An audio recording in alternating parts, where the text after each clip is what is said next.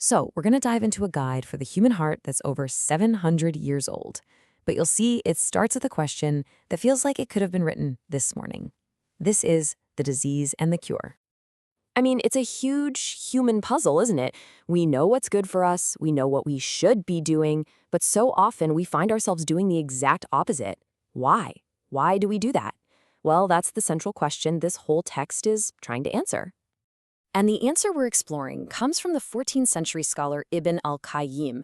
Now, he didn't just write this as some abstract philosophical essay. No, this was a direct, really compassionate response to a man who came to him feeling totally trapped by his own bad habits, just desperately looking for a way out.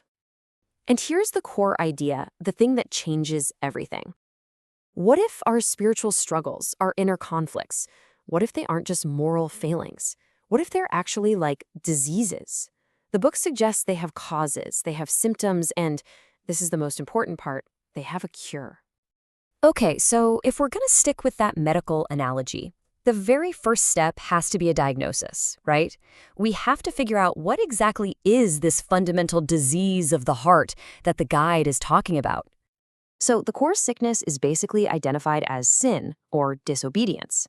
And the text gives us this brilliant way to understand the two different mindsets you can have. A healthy person, a believer, sees their mistakes like a giant mountain looming over them, afraid it could just collapse at any moment. But for someone with a sick heart, those exact same actions are like a fly on their nose, just a minor annoyance, something you can just swat away without a second thought. That difference in perception, that's the key diagnostic tool right there.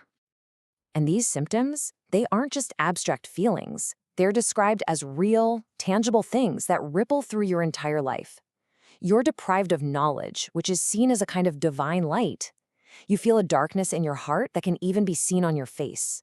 It can lead to a physical weakness, a noticeable drop in your material well-being, and, maybe worst of all, just this profound loss of life's true meaning and blessings.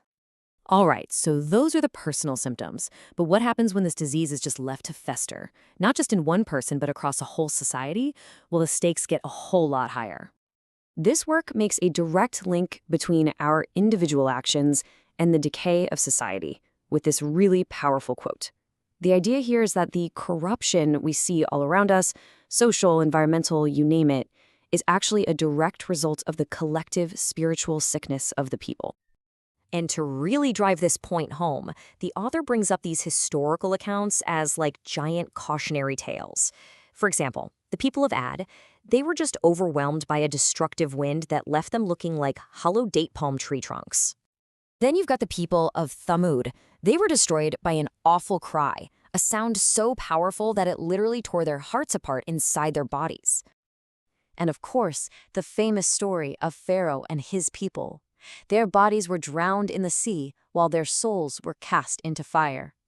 The whole point here is that these aren't just dramatic stories.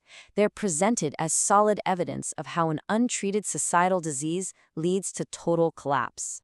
But the consequences aren't always so big and catastrophic. On a much more personal level, the argument is that this spiritual sickness squanders the one resource we can never get back, our time. The days that make up the true essence of life are just wasted. It's a loss we only truly understand on the day we might look back and say, man, I wish I had put something forth for my life. So, we've diagnosed the disease, we've seen its devastating consequences. Now, finally, let's talk about the cure. And the first, most powerful remedy that's prescribed is supplication. That is sincere, heartfelt prayer. What's so amazing here is that supplication isn't presented as some passive wish, not at all. It's an active force, like a spiritual weapon that literally goes to battle with calamity. If your prayer is stronger, it can completely repel the affliction. If it's weaker, it can still lessen the blow. And if they're of equal strength, it's said that they struggle against one another until the day of resurrection. Just amazing. And this quote from the early Islamic leader Umar bin al-Khattab just perfectly captures the right mindset. He's saying, look, don't worry so much about getting an answer. The very fact that you've been inspired to ask for help, that's a sign that the response is already on its way. The cure literally begins the moment you ask. So that's a powerful idea, but how does it translate into things we can actually do? What are the practical, actionable steps? Let's look at the actual path to a cure. So a huge step in the cure is repentance, or tawbah. And this isn't about just feeling guilty or ashamed. It's a conscious course correction. It's an active, proactive choice to turn away from the disease and turn back toward the source of healing. It's a deliberate change in your direction. And hey, remember all those symptoms of the disease we talked about? Well, the treatment has its own tangible effects that basically reverse them one by one. Where there was darkness, a good deed is said to bring a light to the face. Where there was weakness, it builds real strength in the body. It even attracts love in the hearts of other people. These are the clear signs that you're in recovery. Now, the goal here isn't just to be not sick. The ultimate aim of this whole cure is to achieve a state of complete spiritual wellness, a state that the text calls the sound heart. So what is a sound heart, a qalb salim? Well, it's defined as a heart that is completely safe. Safe from any sickness that pushes it away from God, safe from any doubt that clashes with guidance, and safe from any desire that goes against its higher purpose. You can think of it as the ultimate state of spiritual and even psychological alignment. And to make it even more concrete, the text gives us this kind of 5-point checklist for a healthy heart. It's safe from polytheism that would divide its devotion, harmful innovations that go against sacred tradition, personal whims that try to overrule wisdom, heedlessness that leads to distraction, and selfish desires that corrupt our best intentions. So when you boil it all down, the ultimate cure isn't about suppressing our desires or getting rid of our passions. It's about replacing them. It's a fundamental reorientation of what the heart loves most, trading a passion for temporary, fleeting things for a pure, all-encompassing love for the divine. The text frames life itself as a kind of transaction. It suggests that God has purchased from the believers their lives and their properties in exchange for paradise. And that leaves us with this really profound question to think about. In our own daily transactions, what are we trading our life for? What are we selling our soul for?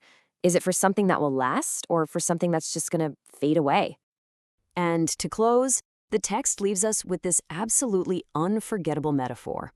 It says that this entire life, with all its ups and downs, compared to what comes next, is like the single drop of water left on your finger after you've dipped it into the vastness of the ocean. It's just a powerful image to really reframe our whole perspective on what truly matters.